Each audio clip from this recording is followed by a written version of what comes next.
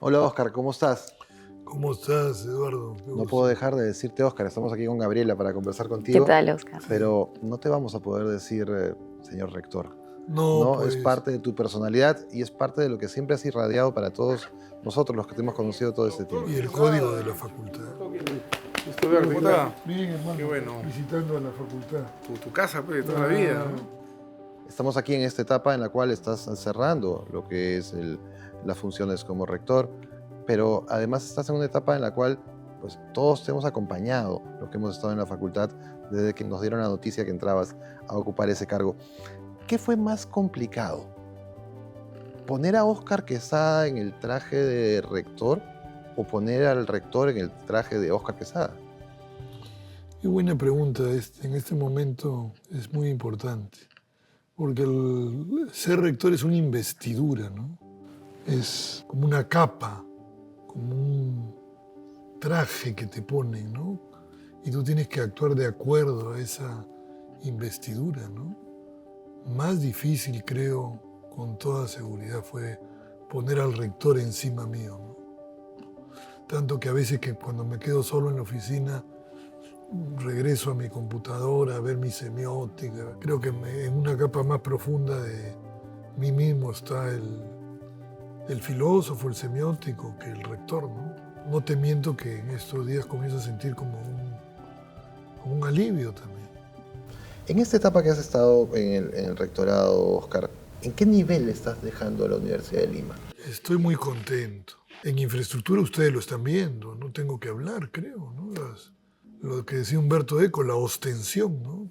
Es una evidencia, el cambio infraestructural con el edificio del CBU, con la explanada, con la piscina, con el parque, las dos torres, y académicamente también, ¿no? Me tocó ser el rector del COVID, ¿no? Me tocó ser el rector del campus virtual, y eso fue una prueba de organización, de paciencia, de perseverancia, de flexibilidad, de empatía, y salimos bien librados, ¿no? Tuve la fortuna, diría, de precaver, ¿no? Porque en el año 17 decidimos hacer acciones de transformación digital y comenzamos a preparar a profesores para dictar en online, ¿no? Y cuando nos cogió la pandemia nos agarró bien prevenidos y bien preparados, ¿no?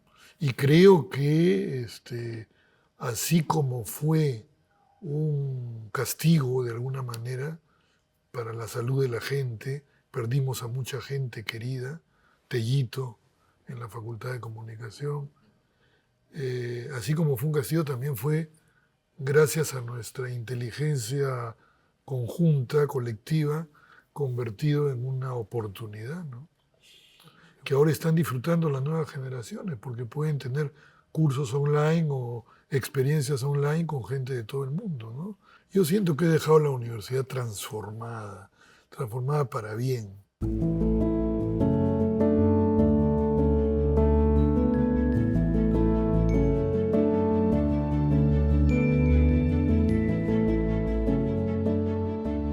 ¿Qué te puede haber faltado? Estoy muy contento con el laboratorio de neurociencias en psicología, pero me gustaría haber impulsado un poquito más el tema de la neurociencia. Espero que los que vengan sepan impulsarlo, ¿no? Porque creo que en el conocimiento del cerebro hay mucho que avanzar para todas las ciencias y para todo el conocimiento, ¿no? El cerebro todavía lo conocemos en el 15-20%, ¿no?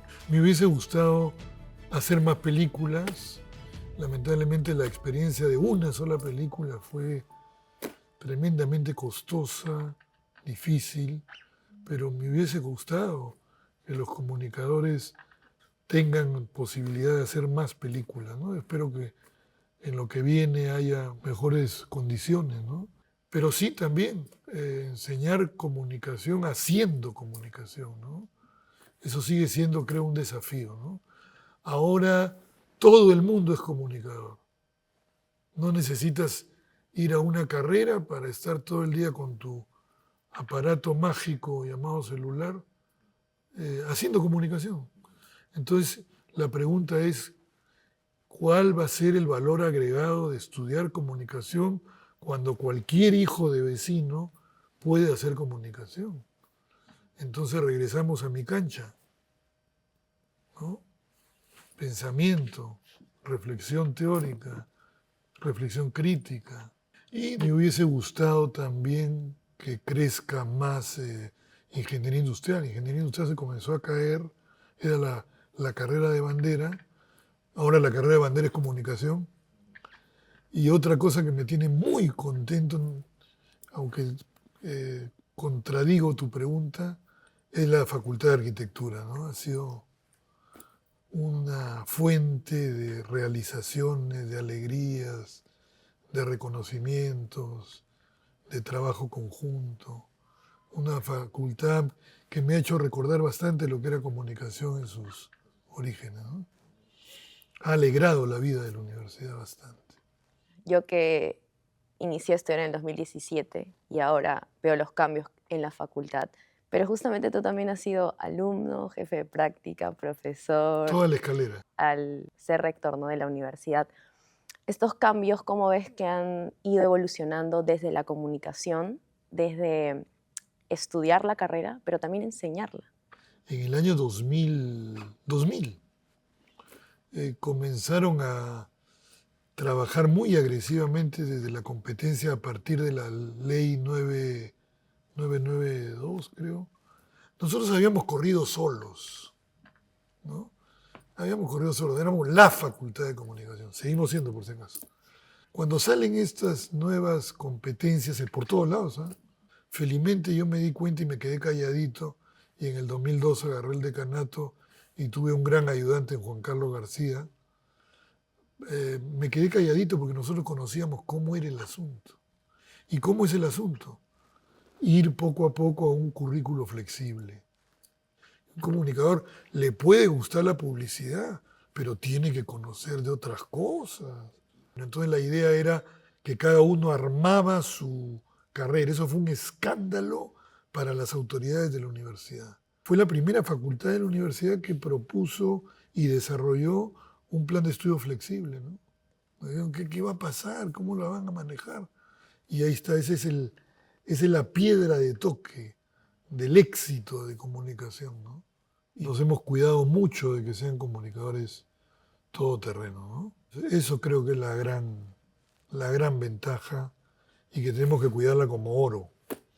Pero justamente también la comunicación enfrenta retos, y uno de los grandes retos es el incremento de información que tenemos ahora en todos lados, ¿no? Muy bien dicho, información, ¿no? Lo que hace todo el mundo con sus celulares, informar, pero comunicación es una categoría que hay que tomársela más en serio, ¿no? ¿Cómo afronta un comunicador ese reto, por ejemplo? Claro, porque el comunicador parte de lo que es común o de lo que puedo hacer común, ¿no?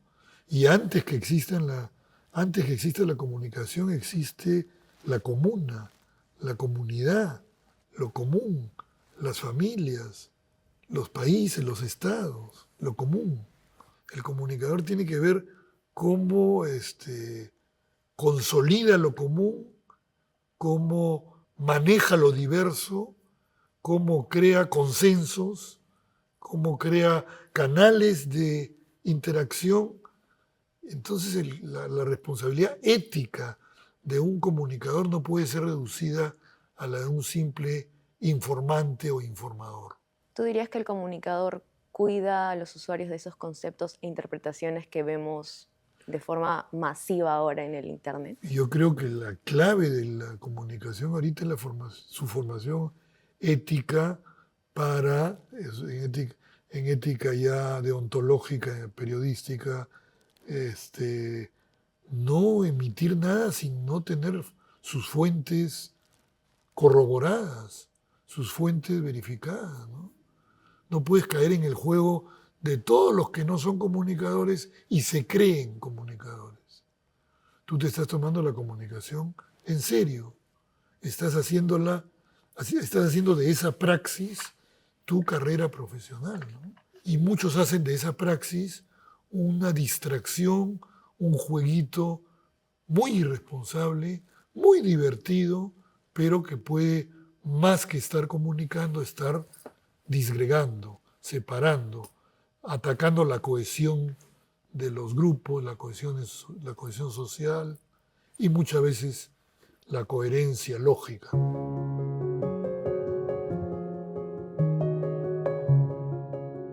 ¿Cómo fue que decidiste entrar a enseñar? Tú habías ingresado a la facultad, habías estudiado comunicaciones. Bueno, primero que no entré a estudiar comunicación a la de Lima, yo entré a estudiar economía. Y en estudios generales me fue saliendo mi vocación de lector. Me encantaba leer literatura, filosofía. Llegué a terminar estudios generales muy bien. Llevé los primeros cursos de economía y no me sentí en mi casa. Y en esos días, año 72, sale la noticia, ¿no? La Universidad de Lima lanza carrera de Ciencias de la Comunicación. Y claro, nadie estudiaba comunicación y la carrera se dictaba de 5 de la tarde a 10 de la noche. Era una escuelita nocturna. Me acomodó bastante porque en esa época yo había entrado a trabajar con mi padre, que tenía una estación de servicio. Éramos 13 estudiantes de comunicación, de los cuales 9 o 10 eran mujeres. Era una carrera de mujeres. ¿Por qué? Porque era relaciones públicas y publicidad, básicamente, que en esa época eran carreras de mujeres. Entonces era un poco incómodo estar en una carrera arrimada a las tardes y llena de mujeres, como diciendo, ¿qué hacen ustedes acá? A 3 o 4 patas que estábamos ahí, ¿no? ¿Qué te dijeron en casa cuando les anunciaste que ibas a cambiar de carrera? Se asustaron mis viejos. ¿De qué vas a vivir? ¿Cómo te vas a dejar economía para ir a ciencias de la comunicación? ¿Qué es eso, no? Periodismo. Pero a los periodistas les pagan mal, me decía mi viejo. Pero se resignó. Entonces seguí mi carrera y en mi carrera en comunicación descubrí mi vocación en el primer semestre, que llevé semiótica, llevé teoría de la comunicación, tuve grandes maestros como Alejandro Miro Quesada, Juan Carlos Godensi, gente muy querida, ¿no? Y terminé la carrera y se me antojó hacer una tesis de semiótica, ¿no? En esa época el bachillerato tenía que presentar tesis y sustentarla. Y en esa época estaba enseñando semiótica en la facultad Guillermo Dañino Ribato, un hermano Lasalle, un gran semiólogo de la cultura, que Desiderio Blanco, que me había enseñado metodología de la investigación, y le habló a Dañino de mí, ¿no? Que yo era el más cercano a él en ese curso, ¿no? Era un estudiante con mucha vocación para hacer semiótica. ¿Y qué pasa? Que en el año 78 hago mi tesis y a fines del 78 lo llaman a Dañino a China, a trabajar en Nankín, a llevar la cultura peruana, la semiología y se convirtió en un gran sinólogo. Si ustedes ven sus libros, es un gran experto, bueno, ya murió, un gran experto en la cultura china. Y atracó con mi tesis. En esa época, el gobierno militar estaba organizando la transferencia del poder a la civilidad. Y en la página editorial del Comercio, que tenía a su cargo, no lo Miro Quesada, obviamente, también me enseñó Alejandro Miro Quesada, ¿no? Que le habían quitado el periódico. Y en la página editorial del Comercio había una columna que se llamaba Un Nuevo Testamento, escrita por un seudónimo, que hasta ahora no sé quién fue, un tal Nicodemo, que en lenguaje bíblico sacralizaba la acción política del gobierno, presentando a Morales Bermúdez como una especie de Jesucristo. Entonces, para mí eso fue un bocado delicioso, pues, para hacer un análisis semiótico del periodismo dictatorial, del periodismo de opresión, ¿no? Y sustenté mi tesis exitosamente en el 7-8. ¿Y cómo te piden o cómo es que viene esta idea para que empieces a enseñar? Precisamente comenzaba el año 79, Dañino se había ido, Desiderio sabía que yo tiraba semiótica y acababa de sustentar una tesis, y un día estoy tranquilo en mi casa, en el terror al vacío porque había terminado la carrera y no sabía qué hacer. Había creado una empresa de cine con Alfonso Cisneros, que en paz descanse también. Habíamos hecho un guión sobre un cuento de Borges y vino el paquetazo de mayo del 78 y nos tumbó la empresa de cine. Pero estoy en mi casa, en ese vacío, y llamada de Chacho León. Oye, Oscar, he hablado con Desiderio y me ha dicho que tú podrías enseñar semiótica. ¿No te interesaría ser profesor de semiótica? Ya, bacán, compadre. 2 de abril del 79 hasta el día de hoy. No tenía planeado ser profesor. No estaba en mi plan de vida.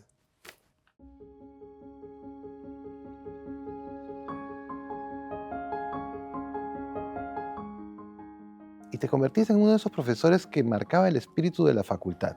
Lo que lograste fue que uno de los cursos más temidos por todos los que hemos pasado por la facultad, que era semiótica, se convirtiera en una experiencia divertida. Sí, porque siempre me tomé el conocimiento con sentido del humor, ¿no? Hay un término en el Vedanta que es Sat Chit Ananda, que es ser, conocer, alegría. No hay conocimiento sin alegría, no hay conocimiento sin buen humor, no hay conocimiento sin buena vibra. Pero eso lo aprendí intuitivamente, nadie me enseñó cómo debía hacerlo, me salía por los poros, ¿no? Si tenía que enseñar lo que era romper un código, rompía un código delante de los alumnos y me paraba encima de la mesa y comenzaba a dictar encima del pupitre. Felizmente nunca se rompió el pupitre. Entonces le decía, ven, ahorita lo que estoy haciendo, estoy rompiendo un código de comportamiento. Ya saben lo que es un código de comportamiento, y ya me bajaba él. Ya con hechos había enseñado, ¿no? Y después también creé el karate del cuadrado semiótico, ¿no? La compatibilidad y la incompatibilidad y haciendo karate les explicaba lo que era la compatibilidad lógica entre dos esquemas fundamentales. Y después también algún amigo de mi hijo le ha contado que cuando señalaba algo que había escrito en la pizarra lo señalaba con el pie, ¿no? No con la mano, levantaba la pata. ¿Y cómo lograste que se fijaran en una persona así para ser una autoridad académica? Porque el humor es lo más serio que hay. Y cuando había que hablar en serio, yo hablaba en serio, siempre. Y la universidad, en particular comunicación, era una escuela de franqueza, era una escuela de sinceridad. Y éramos despreciados por muchos otros que la veían como una carrera de vacilón, ¿no? El comunicador no tenía el reconocimiento, el estatus que tiene el día de hoy. Costó bastante trabajo ir cambiando la mentalidad de todos los que no eran de comunicación en la universidad, ¿no? Entonces ahí había que ponerse serio. Y la propia carrera también fue creciendo, ¿no? Con el aporte de muchos colegas a quienes recuerdo con bastante cariño. Una generación dorada que tuviste en esa época, ¿no? Que Sí. compartías ese segundo piso, ¿no? Con Julio Evia, con el Diablo Samayoa, ¿no? ¿Qué recuerdas de aquellos días? Día de mucha alegría, de mucha creatividad, de mucha locura, de discusiones, de desacuerdos, de broncas incluso, ¿no?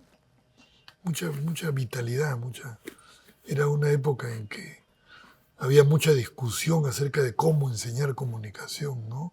Tanto que se generó un grupo de los prácticos, de los comprometidos socialmente, ¿no? Frente a los teóricos, los que creían que no podía haber un compromiso social si no había un cambio en el pensamiento de las personas. Había discusiones muy interesantes. Y había una relación muy horizontal con el alumno, ¿no? Muy horizontal, eso también fue otra de las claves de éxito de la carrera, ¿no? Que no había tanto cuando yo fui alumno. Eso fue dándose, ¿no? Fue dándose con Chacho León, todo un personaje, con Javier Protzel. Se fue dando una cultura de comunicación, una manera de ser, de los de comunicación, incluidos profesores y alumnos, ¿no? Uy, este estudio se hablaba.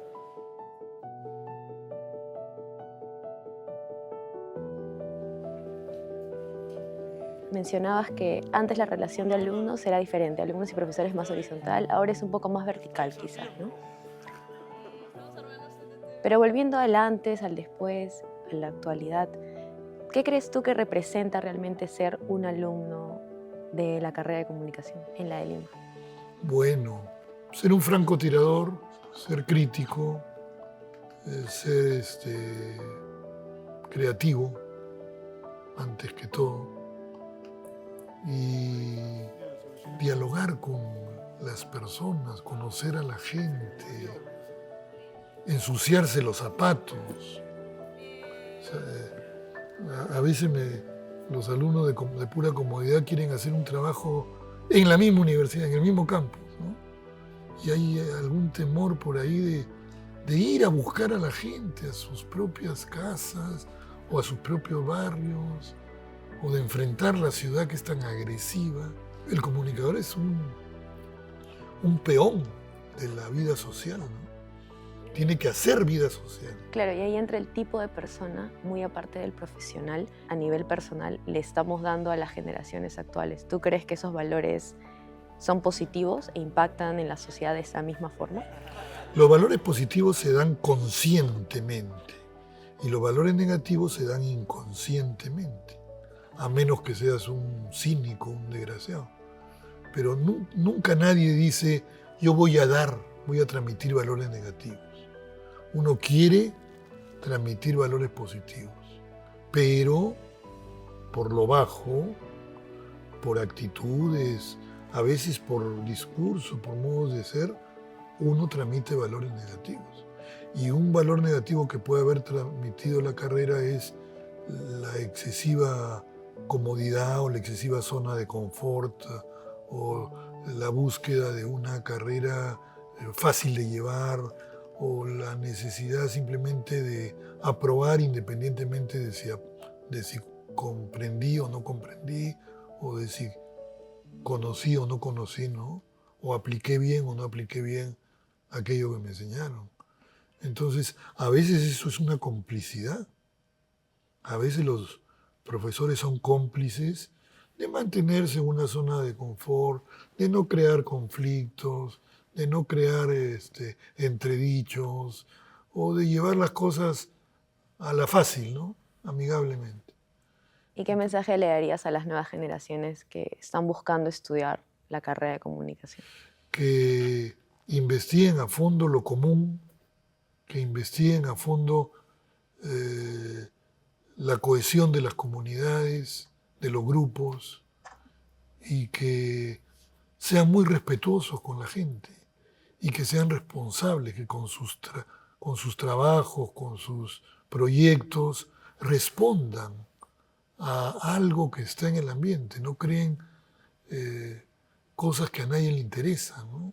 Respondan a inquietudes sociales, respondan a inquietudes grupales, respondan a lo que las personas necesitan escuchar o necesitan conocer y que se vinculen más con la gente de afuera, que salgan al mundo, ¿no? Que aprendan del mundo, porque la empresa o los proyectos también son espacios de conocimiento.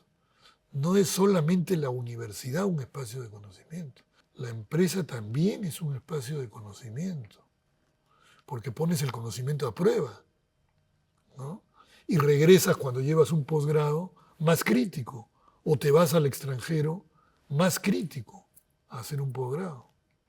Siempre tengan en mente, en horizonte, eso les diría, cómo van a poner a prueba laboralmente lo que están estudiando acá.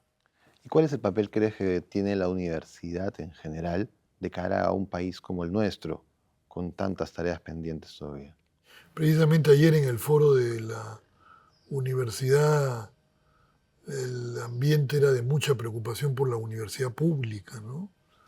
En este momento está en una crisis económica y financiera la universidad pública, que hasta nos hemos puesto de acuerdo los del consorcio para tomar medidas para apoyar algunas de las universidades públicas más reconocidas, ¿no?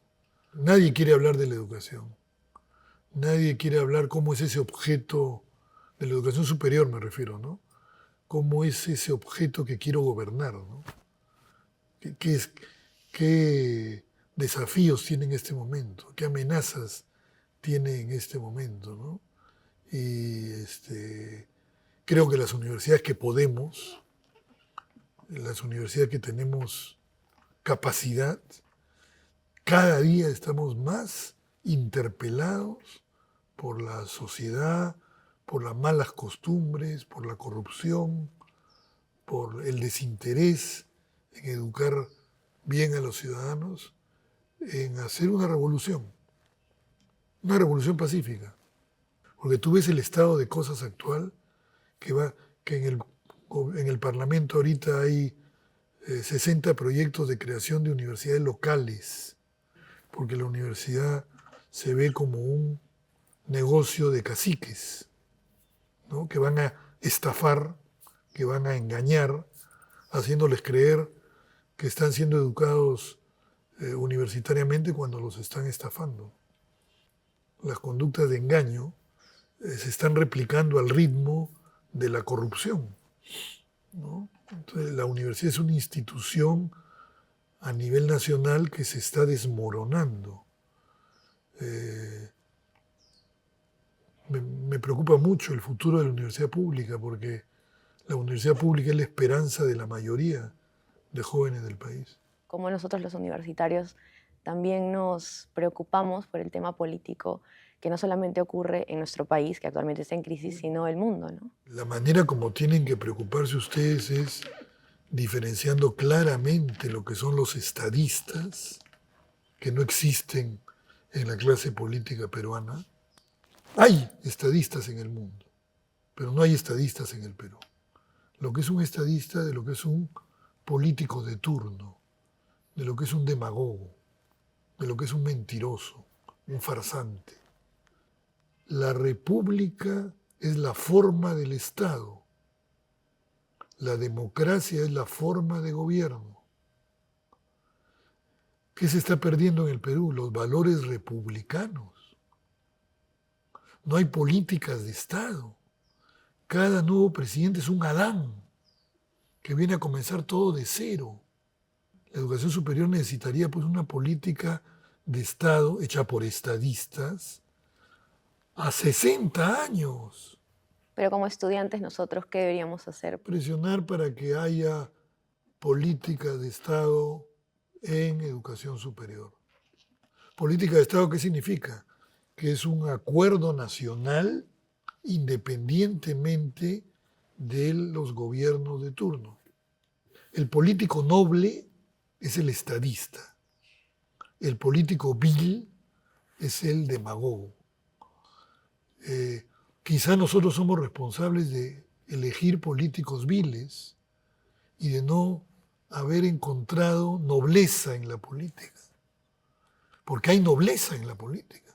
¿Cómo no va a haber nobleza en dedicarte a solucionar, a servir los problemas, a la solución de los problemas de la gente? Entonces, el estudiante universitario tiene que estar muy consciente de lo que es la modernidad.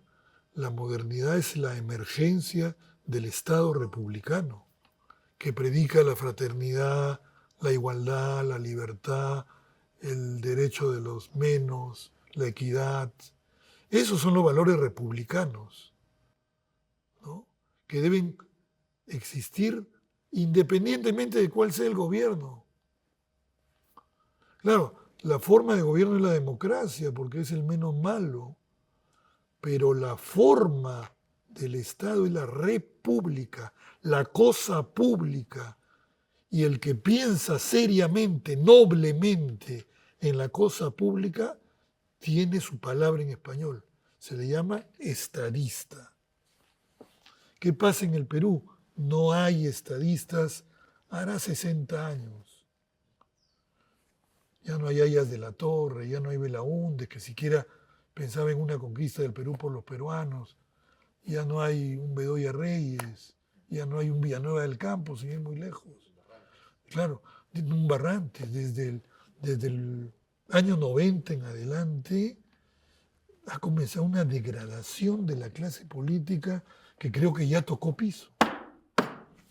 Y por eso yo no tengo miedo a la palabra revolución. Revolución pacífica, seguramente. ¿Y quiénes tienen en sus manos esa revolución de las mentes, de los corazones? Los jóvenes. Toca recordar ahora algunos personajes que hayan marcado lo que ha sido todo este paso de Oscar por la universidad, que fueron para ti personajes como Ilse, como Desiderio. Grande maestro de la vida. A Ilse al principio no me caía bien, ¿no? Cuando era más chibolo, ¿no? Veía en ella una mujer muy autoritaria, muy rígida, pero la fui conociendo, ¿no? Una gran mujer, gran sensibilidad, un espíritu de trabajo formidable, ¿no? Una honestidad a prueba de balas. Y ahí está la universidad, mucho de lo que somos se basa en su liderazgo, ¿no? Y yo soy testigo de que las 2 últimas veces ya había puesto su cargo a disposición del Consejo y le pedíamos que continuara. ¿Sí? Y de Desiderio, ¿qué decir? Desiderio era mi padre, ¿no? Era mi padre. Yo perdí a mi padre muy joven, ¿no? Yo tenía 26 años cuando murió mi padre. Y bueno, Desiderio fue mi padre en la teoría, pero en la vida también me enseñó bastante, ¿no? Y me apoyó bastante. Fue todo un mentor. Y un maestro, ¿no? Un maestro, como conocía, su formación humanística, pues era fabulosa, ¿no? Y otras personas como Paco Pinilla. Paco Pinilla, qué tipo tan grande. Mario Raceto, tan querido. Ha habido momentos que dolieron también, de repente la partida de Julio. Eso ha sido lo más duro. Eso es una puñalada de la que hasta ahora no me recupero. Porque él era mi yunta. Él era mi yunta, ¿no? ¿Qué no íbamos a hacer ahorita que me jubilo? Paso, y iba a mi oficina a conversar conmigo sin ningún interés, sin ningún... No iba a pedirme nada. Creo que era una de las únicas personas que entraba a mi oficina para conversar conmigo de teoría, de semiótica, de psicoanálisis. Y no me pedía nada, ¿no? Era un amigo a carta cabal, ¿no? Sí, me dolió mucho su partida. Hasta ahora. Por la manera como se fue, ¿no? Le dejaste la posta de la facultad a Chicho, ¿no? ¿Cómo te cuidó la facultad? ¿Cómo te la dejó?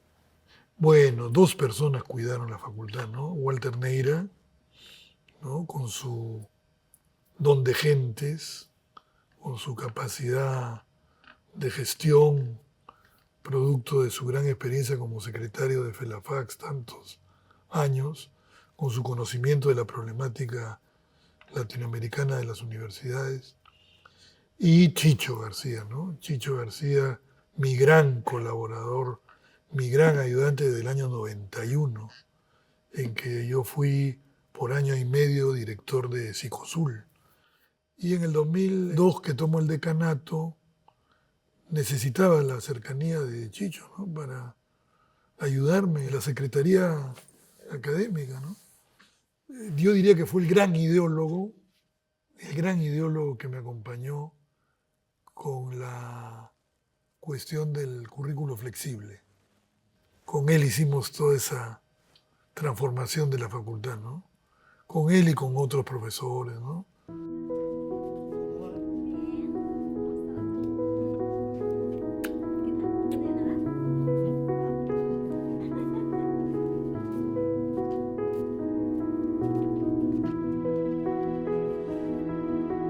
Está por tocar el timbre de salida, ya aquí en la universidad. En fin de año, cuando fue la última reunión que tuvimos, se te escaparon un poco las lágrimas cuando dabas tu último discurso. ¿Cómo vas sintiendo estos últimos momentos en el cargo, ¿no? Y este final de esta etapa? Bueno, las despedidas enriquecen la vida, ¿no? Así como no hay vida sin muerte, no hay principio sin final, ¿no? Y el final le da sentido al principio, ¿no? Yo voy sintiéndome rodeado de mucha sanción positiva, de esa gran recompensa que es el reconocimiento al trabajo de uno, y en eso me siento muy contento, y también muy contento de regresar a mis libros. Ahí me han puesto en una oficina que está muy cerca de la Facultad de Comunicación, o sea que por ahí me puede encontrar en cualquier momento, estaré a su disposición. Lo único que les quiero decir es que mi vida en la Universidad de Lima ha sido una vida de plenitud, de mucha realización y sobre todo de mucho amor, amor propio y amor a mi gente. El amor es lo que convierte el miedo a la muerte en la muerte del miedo. ¿Qué debería decir debajo de esa pintura en el 9º piso, abajo del nombre de Óscar Quesada? Alegría. La Universidad de la Alegría. Yo creo que siempre la de Lima sea una universidad alegre. Y si tuvieras la oportunidad de volver a ese momento en el que te cambiaste de economía y decirle a tus padres, miren todo lo que se consiguió, ¿cómo te hubieran visto ellos? Sí, pues mis padres no lo vieron. Mi mamá murió a los 50 años y su mamá, mi abuela, murió a los 100 años. Mi abuela también me vio realizarme. Así es la vida, unos se van antes, otros se van después, pero siempre hay que irse, siempre hay que despedirse. La despedida le da sentido a la vida. Si no hubiesen despedidas, el sentido de la vida se vería quebrado, ¿no? Hay que dejar paso también a los que vienen. Yo tengo una tremenda fe en los que vienen y estoy muy contento de que Comunicación siga al frente de la universidad desde un alto cargo, ¿no? Gracias a mi buen amigo que fue mi ayudante a lo largo de todos estos años, desde el año 2002, Juan Carlos García. Ese haber decidido estudiar comunicación marcó tu destino. ¿En ningún momento te arrepentiste? No, sobre todo cuando dentro de la comunicación encontré una efusión de la semiótica y de la filosofía. Creo que todos te tenemos que decir gracias también, porque de alguna manera has marcado la carrera de los que estamos acá. Eres parte de todos nosotros. Sí, el amor es lo más importante. El amor transforma la vida de las personas y los prepara para las despedidas.